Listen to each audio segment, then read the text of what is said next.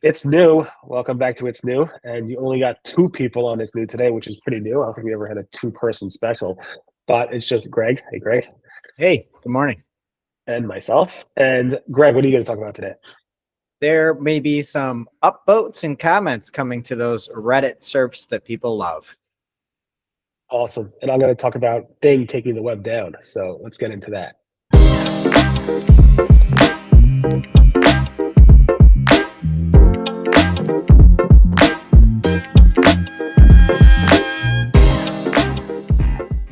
Bing search has been down, up and down pretty much all morning since around 1:30 a.m. Eastern on May 23rd. Bing going down just doesn't affect Bing.com. It also affects its Copilot service. And it also affects ChatGPT search. It also affects DuckDuckGo. It also affects Ecosia and a bunch of other services, including all the Windows Copilot stuff and a bunch of other things. So it Not was down. Ecosia.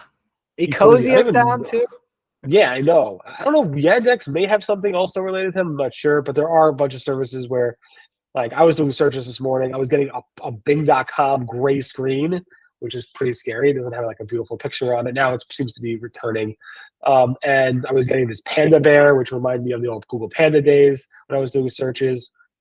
And according to downdetector.com, it was down since 1:30, but it seems to be getting a little bit better as of now, which is around 8:30 a.m. Eastern, although it's kind of spiking again. It also affected the Microsoft advertising services, obviously, because people can't get the ads, but the web interfaces for managing your ads seem to have issues. But Microsoft posted this morning at 7:38 that they isolated the root cause. We're transitioning requests to alternate service components to expedite service recovery. So that's the latest update we have for you right now, and hopefully things will return soon. Bing, I hope, Greg, your morning was not disrupted from this big outage. No, and Bing is my search engine of choice here.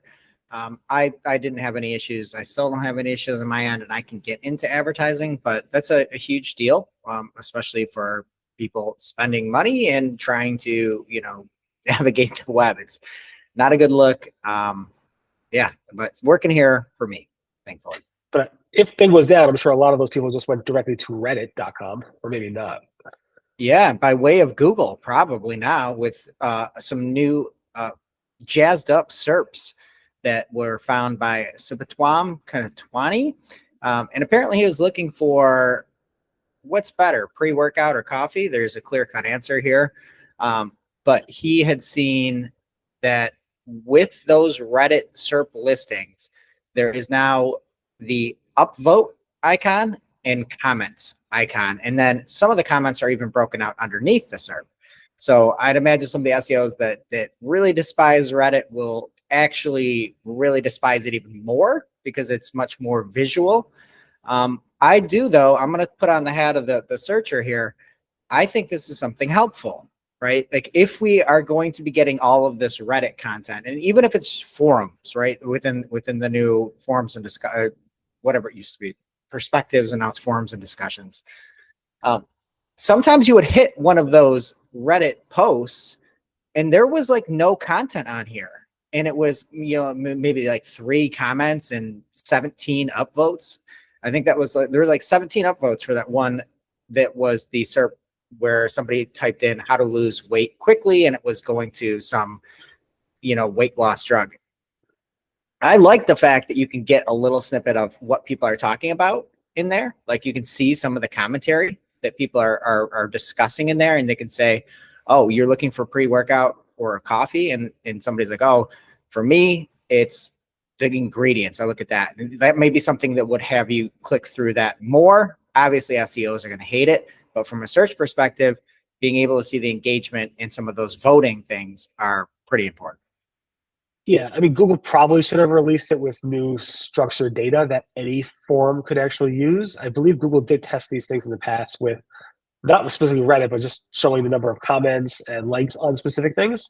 But to do it specifically for Reddit.com, obviously they made that content deal with Reddit, so they have access to the likes and all these other things in more real time.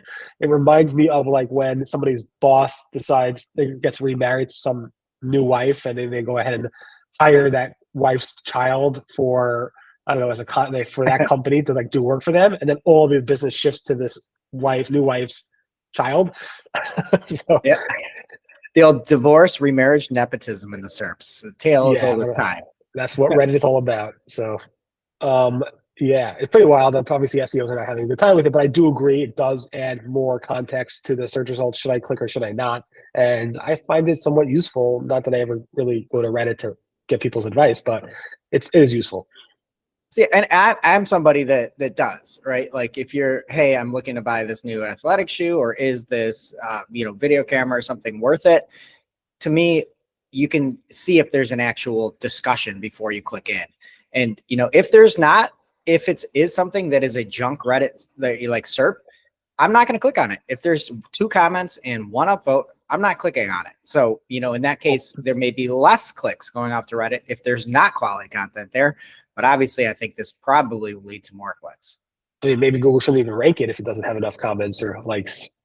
That was the thing I thought was so surprising with Reddit before, is you'd get all these Reddit listings in some of those EEAT spaces and your money, your life spaces as well. And there was just like no content there. And it's like, I understand that, yes, this does match the query, but how is this jumping above all this stuff that's actually helpful? So again, if it is something helpful, hopefully, this will help to alleviate some of those poor listings from Reddit. Cool. And I know you wanted to also discuss something from PPC Kirk. Yes. So PPC Kirk at PPC Kirk on X, Kirk Williams, he was at GML, and it was one thing I didn't catch from some of that coverage yesterday, but he had said that there was a talk after sort of the main keynote, and that we had seen that Lens technology where somebody was looking for a specific red luggage bag and it would have a product matched to it. And that seemed like it was shopping. But also, if you are trying to show up for some of those Lens searches and you're not shopping, let's say you are trying to get there with just search ads specifically, that broad match keywords will actually use AI to match to those image-based or no keyword searches that Google had discussed. So if you're like, well, this is cool, but it's not really like for me, I have something that's not like e-commerce, but people still could kind of look for it. You can show up in some of those Lens searches as an advertiser, but that from Kirk Williams, and he accredited that to Brendan Cram at Google, you will need to use broad match to get there. And then you kind of see why they aren't showing as many keywords as they used to. Like you kind of start to see some of that plan unroll a little bit. Yeah, and that tweet will be in the newsletter for tomorrow, because I didn't get into the newsletter today. But another tweet that will be in the newsletter tomorrow that I think is useful, since we don't have a video for tomorrow anyway, is AJ Cohn made a new Twitter or X account called Goog_enough. And he's keeping track of all the funny AI overviews or inappropriate AI overviews that people are posting. Follow that account. If you find AI overviews that you find to be hilarious or incorrect, share it using the hashtag Goog, Goog, enough. And it will be something that he'll post there, and it's maybe even produce it on a website as well. So I was joking with Lily Ray this morning that somebody should make like Google AI overviews gonewild.com and just post all the examples there. And I was told that AJ Cohn already built a Twitter or X profile for it. So definitely follow that information there. And I no reason to redo what he's doing. So hilarious. It's a great follow. We covered it on Marketing Clock, which comes out Friday, tomorrow if you want more information. But the other thing I was thinking too, though, with it, because it's like all these terrible examples and people all the wrong ages and bad information and recalls that aren't recalls. Aren't we doing the like user testing a little bit for them? Aren't they going to look at this and be like, oh, here's everything we need to fix, and then fix it? To their credit, they're taking this stuff down within hours, not within days, which is good. Google's going to get better by this knowledge. So we'll see what happens. Yeah, highly recommended follow. Awesome. All right, everyone, have a great weekend, and we'll be back hopefully on Monday. Bye-bye. See you next week.